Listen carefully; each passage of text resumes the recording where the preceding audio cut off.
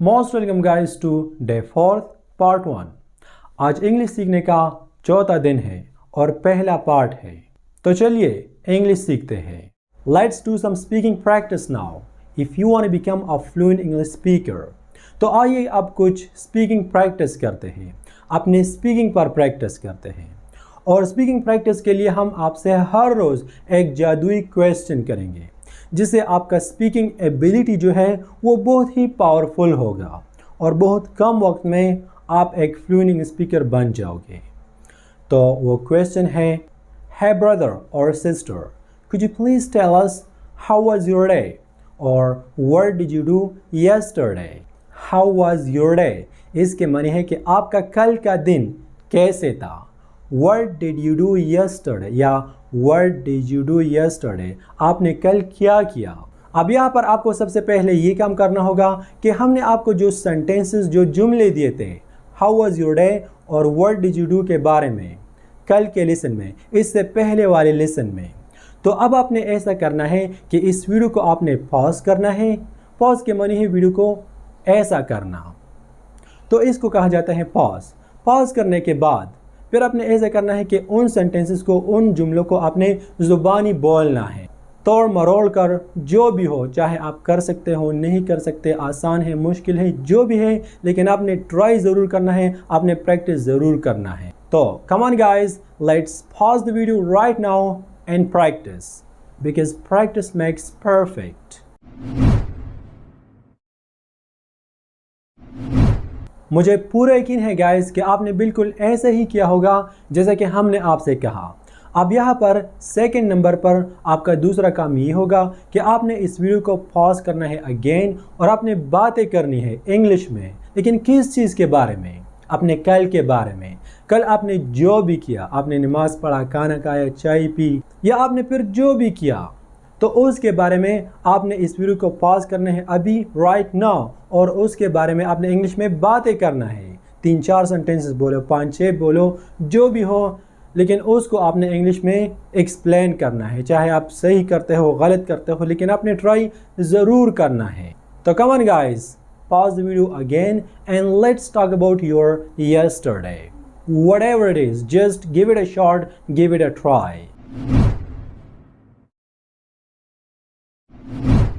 मुझे उम्मीद है गाइस कि आपने हमारे इस बात पर भी अमल किया होगा। अगर आप अमल करते हो तो फ़ायदा भी आपका, अगर आप अमल नहीं करते तो नुकसान भी आपका। लेकिन हमें बहुत खुशी होगी जब आप इंग्लिश सीखो और आप एक फ्लुएंट इंग्लिश स्पीकर बनो। तो यहाँ पर आपको थर्ड नंबर पर तीसरा काम ये करना होगा कि आपने इस वीडियो को पॉज करना है अगेन, वंस अगेन, और क्या करना है?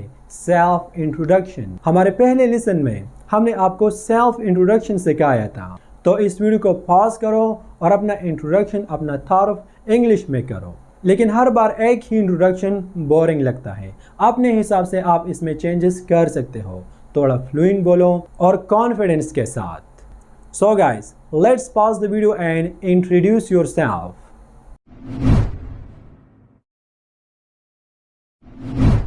Thank you so much guys. मुझे पक्का यकीन है कि ये तीनों टास्क आपने कामयाबी के साथ कंप्लीट किए होंगे। अगर आपने वाकई में ऐसा किया है तो फिर इसका मतलब है कि आप वाकई में एक फ्लुएंट इंग्लिश स्पीकर बनना चाहते हो और आप वाकई में एक फ्लुएंट इंग्लिश स्पीकर बनोगे। ये काम आपको हर रोज़ करना होगा, हर रोज़ 3 महीनों तक। और अगर आप इसे जारी रखते हो तो 3 महीनों के बाद आप अपने आप पर फ़ख्र महसूस करोगे। आप इतना कुछ सीखोगे, इतना कुछ सीखोगे जितना कि लोग 3 सालों में भी नहीं सीखते।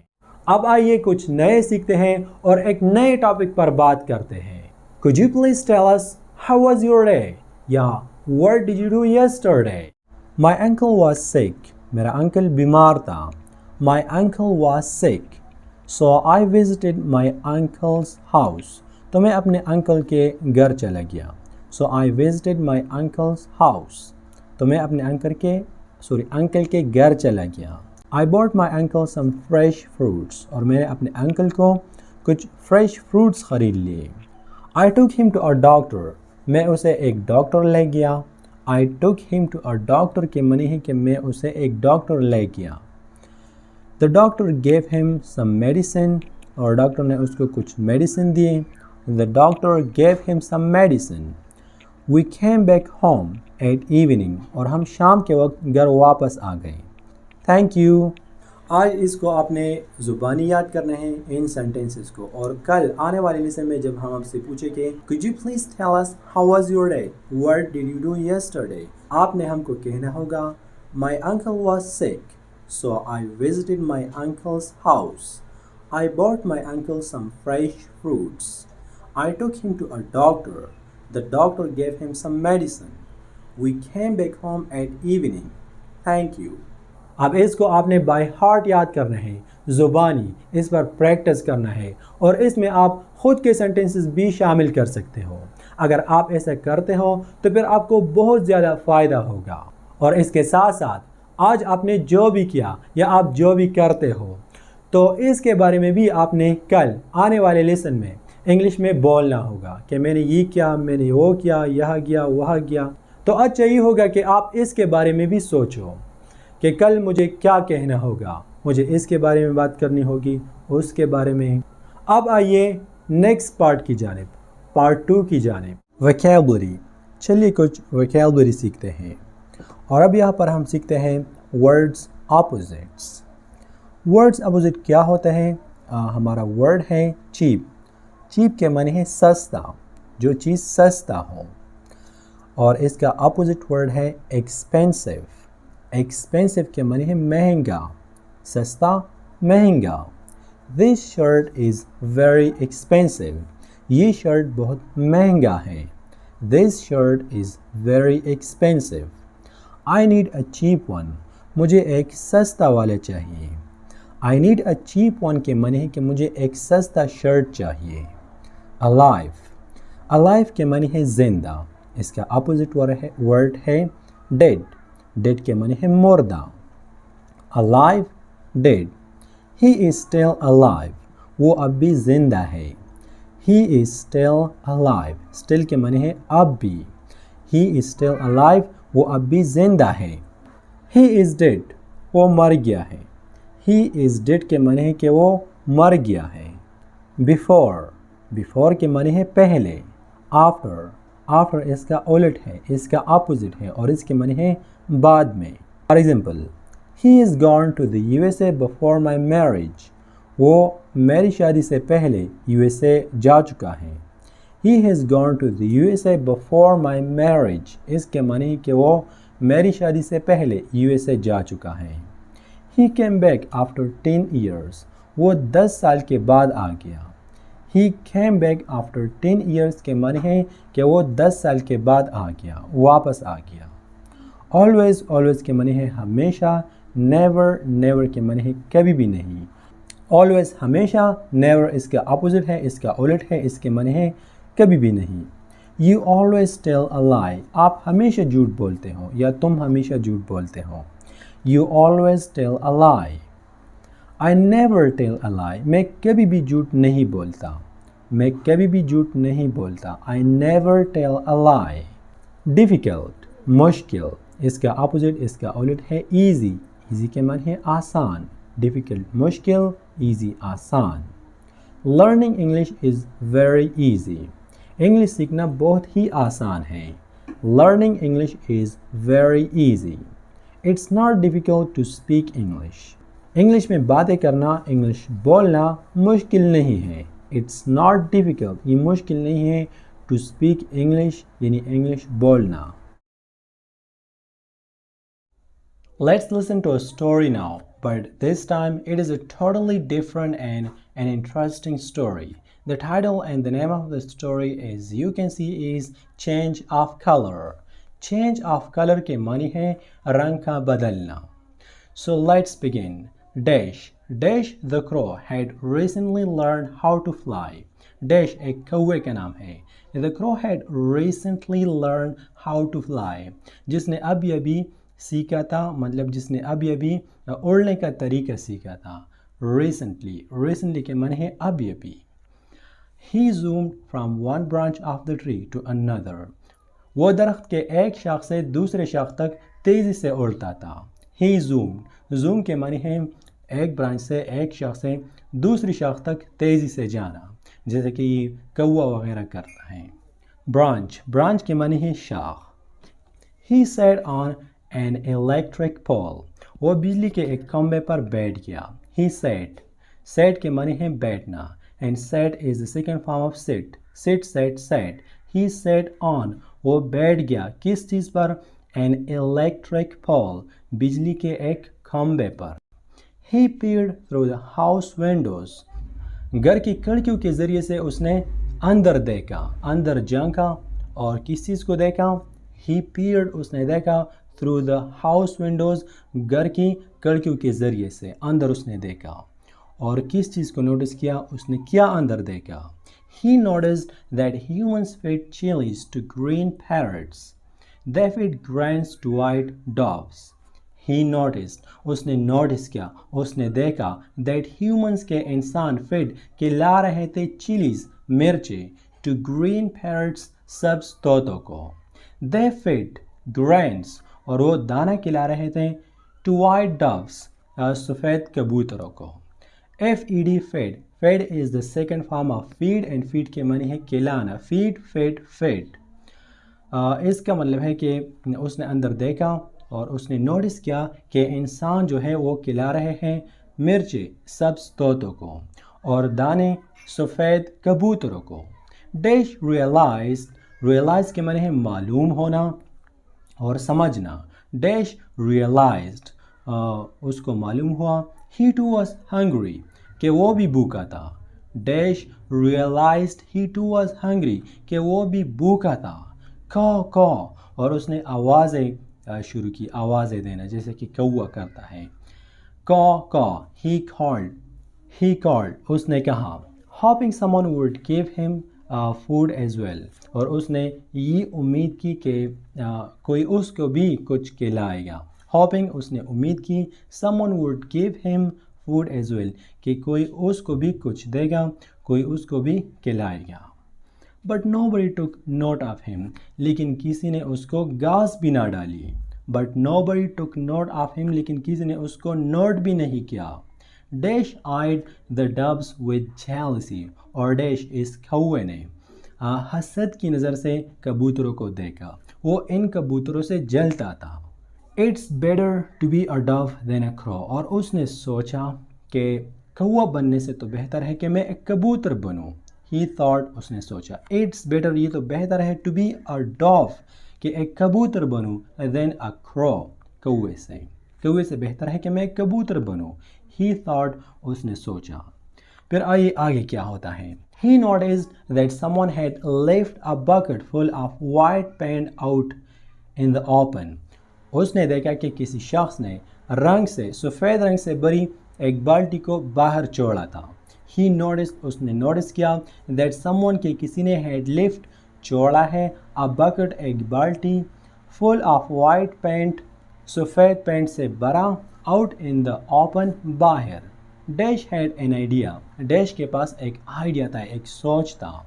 Dash had an idea, he jumped into the bucket of paint, उसने पेंट के इस बकेट में, इस बाल्टी में छलांग लगाई। He jumped into the bucket of paint.